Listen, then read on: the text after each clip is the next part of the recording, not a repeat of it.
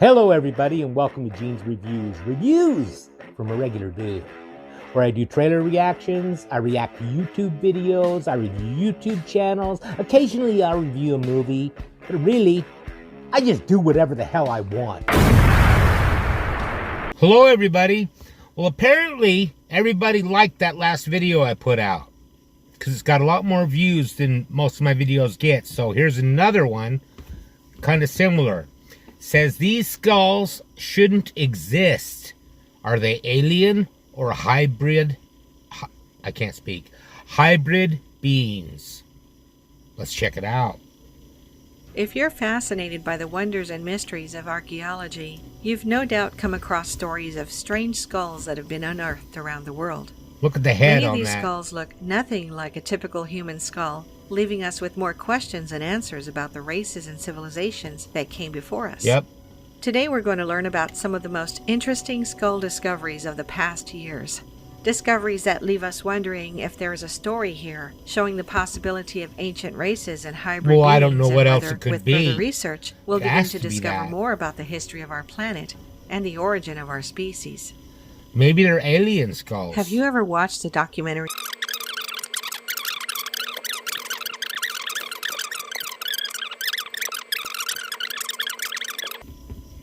Back in 1928, archaeologist Julio Tello made one of the most fascinating discoveries on the southern coast of Peru.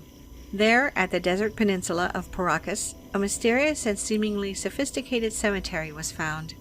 In the tombs, 30 feet deep into the bedrock, archaeologists discovered ancient mummies of an unknown race with unnatural skulls that challenged everything we know about human evolution.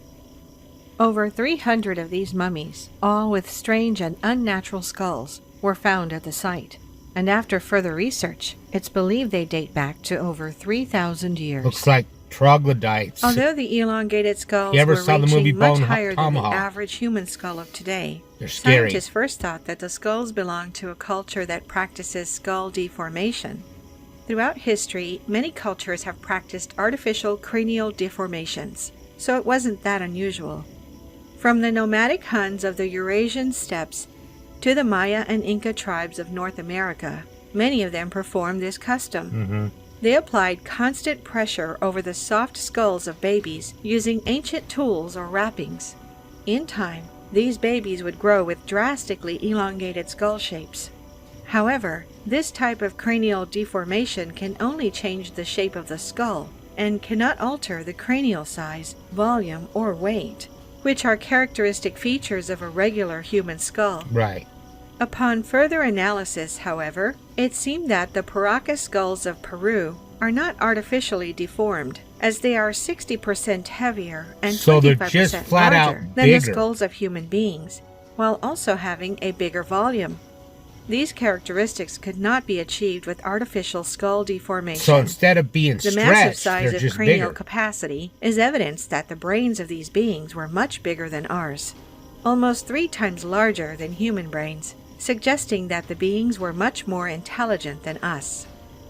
Even their skull structure was different, as they have 1 parietal bone, while humans have 2, meaning that the Paracas skulls didn't have a sagittal suture, which is the connective tissue joint found between the parietal plate bones in all human skulls.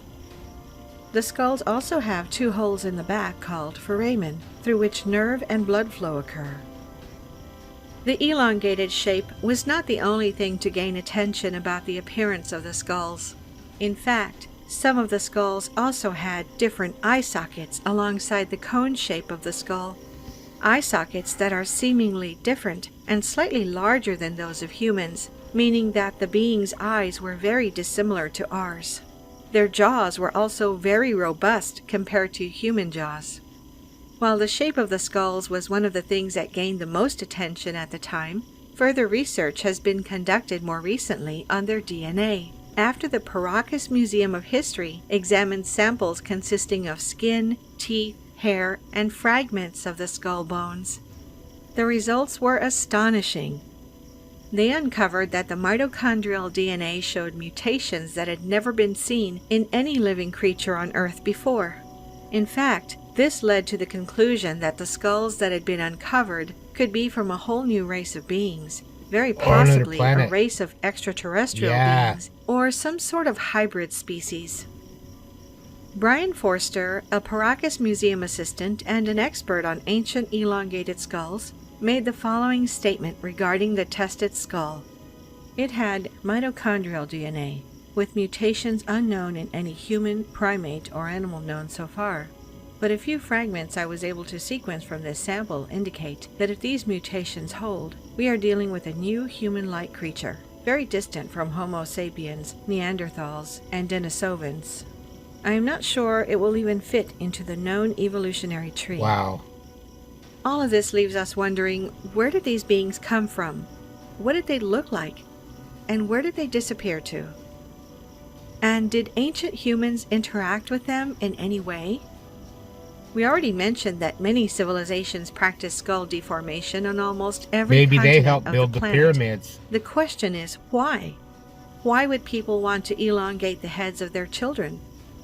Is Yeah, it why? possible I that don't primitive understand that. humans were trying to imitate the appearance of the elongated skull beings, Maybe. who are probably more advanced and more intelligent than them? And the cultures that didn't practice artificial skull elongation simply wore headwear that made them seem like they had elongated skulls. In the region of Mesopotamia, the rulers and royalties of all ancient civilizations were wearing elongated headwear. Ancient Sumerians, Akkadians, Babylonians, and Assyrians. And in ancient Egypt, we see the exact same thing with pharaohs and queens. These elongated headwear continued even to the medieval era, where every pope was wearing a papal tiara. Yeah. The papal tiara Pope was last wears used by something Pope like that. Paul VI in 1963. Is it possible that the first sophisticated human civilizations were ruled by these more intelligent beings with elongated heads and brains the size of 3 human brains?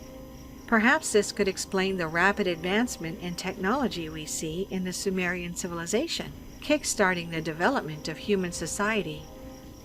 And at some point, The when pyramids, these the hybrids, underground or perhaps entirely tunnels and everything? extraterrestrial beings, departed Earth and left humans to rule themselves, the humans tried to mimic their appearance in order to enforce their rule.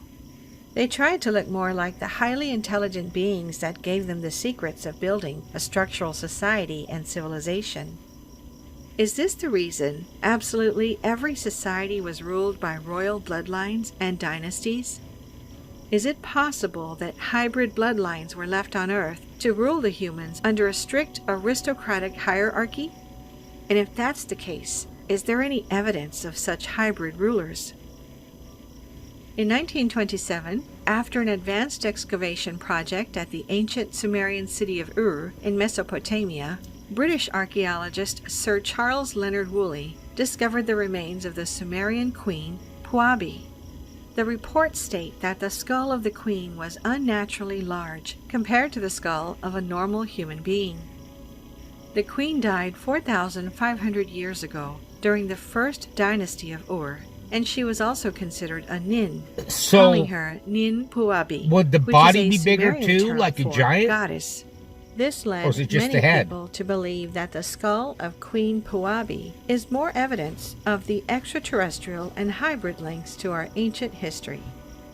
One of these people was Zecharia Sitchin, the man who first came with the ancient astronaut theory and stated that the Sumerian gods known as Anunnaki were actually ancient extraterrestrial visitors.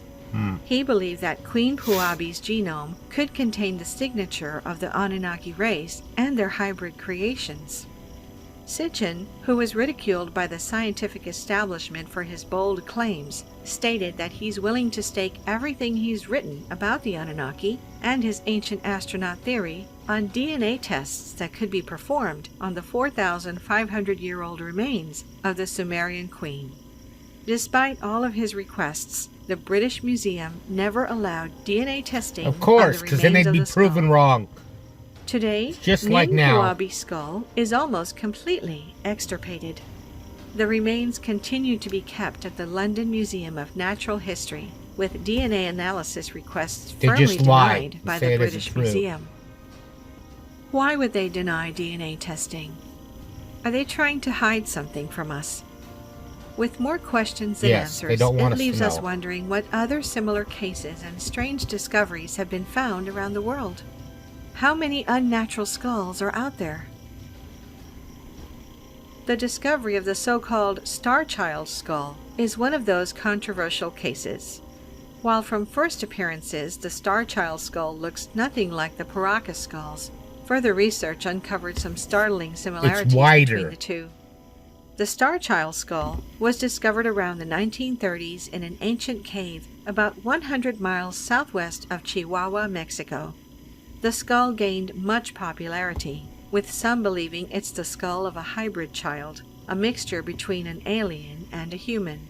In 1999, the Star Child skull was obtained by American researcher Lloyd Pye.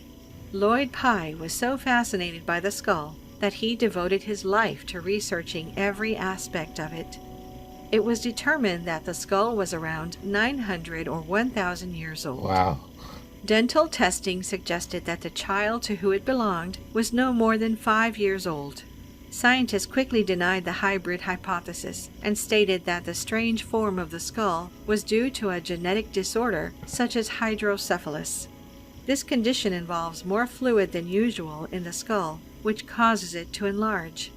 Lord Pye, however, firmly denied this theory, as there is a clear groove at the back of the skull, which is not in keeping with skulls affected by hydrocephalus. Right. Considering the skull is meant to be that of a 5-year-old, Wow. the most confusing thing about it is that it's 10% bigger in volume than an adult skull. This, along with the other research that was documented, clearly suggests it did not come from a human.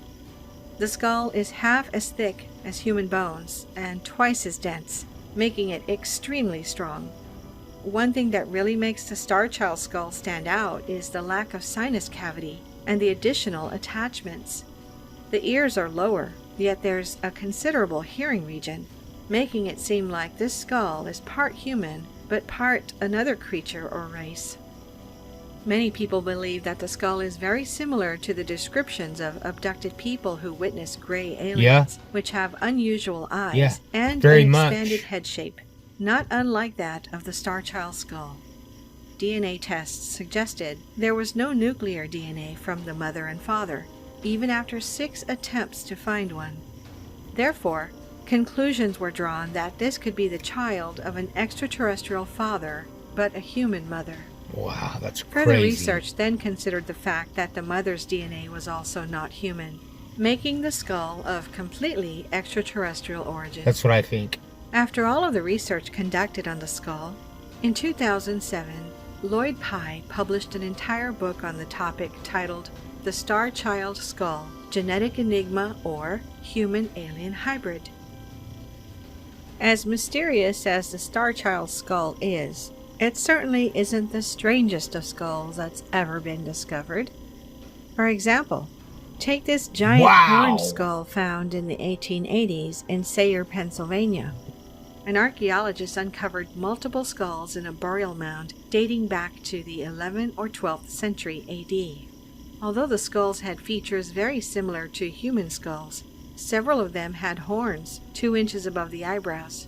On top of that, research suggested that these skulls would make the average height of their owner around 7 feet, which is 213 centimeters.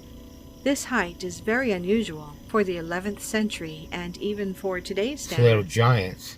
The skulls were sent to the American The Investigation Anunnaki. Museum in Philadelphia, and after months of investigation, it was stated that they had been stolen or lost from the museum.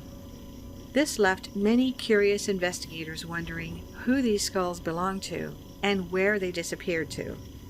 Many dismissed this story as a hoax, as the only available evidence is the photograph of one of the skulls, but others believe it was covered up and the skulls were hidden from the public. There are other similar cases Would not cited from surprise me. areas around the world, like the Rhodope skull found in the Rhodope mountain of Bulgaria. This is one of the most mysterious skulls ever discovered, as it doesn't look remotely close to any other known species on our planet. It's unknown whether this skull is of a humanoid that's so creature or some creepy. sort of unknown animal. That on the Unlike left. the horned skulls, however, this skull received high publicity in Bulgaria, as the discovery was mentioned in the most prominent news media of the country. Dimitar Kovachev, the director of the Paleontological Museum of Asenovgrad, is certain that the discovery is no fossil and is of a species unknown to science. The strange skull has 6 cavities which seem to be where the creature's sensory organs resided. Judging by the formation of the skull, the being could have had up to 6 eyes or other unknown organs. All of these discoveries, as strange as they are always shrouded in mystery so bizarre and lead to much debate between researchers and scientists. One thing is for sure, it certainly seems that we know very little of the history of humanity and the strange beings that visited our planet or perhaps existed in the distant past. The more and more strange discoveries we stumble upon, the more unanswered questions we get. We can only hope that more discoveries similar to these will be uncovered in time, and the research in this area continues until we finally learn the truth about life on this planet and the true history of humanity. I think more things will be discovered in time, but the way things go, they'll probably just hide it from us. Well, what do you guys think of that? Let me know in the comments down below. I think it's really cool. I love stuff like this. Now it's time for a joke. My wife said she was sick of me getting my directions mixed up, so I packed my bags and a right